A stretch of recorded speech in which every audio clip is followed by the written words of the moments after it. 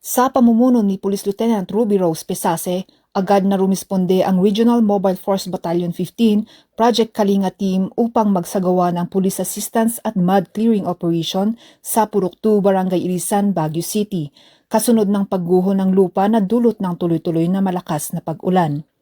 Nakipag-ugnayan at nakipagtulungan ang mga pulis sa Barangay Local Government Unit, Barangay Peace Action Team ng Irisan at mga residente sa paglilinis at pag-aalis ng naipong putik, bato at iba pang debris na nagbanta sa kaligtasan ng mga tahanan at ng komunidad.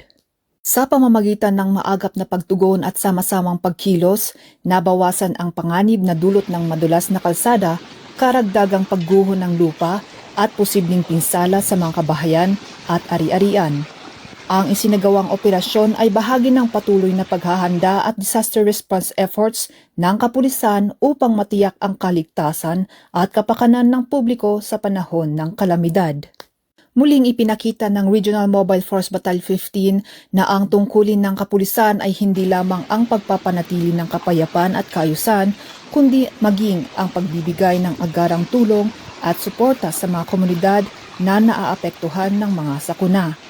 Mula dito sa Camp Major Bado Dangwal at Trinidad Benguet, ako ang inyong Police News Network Correspondent, Police Corporal Kashmir V. Supsupin, alagad ng batas, tagataguyod ng Balitang Pulis.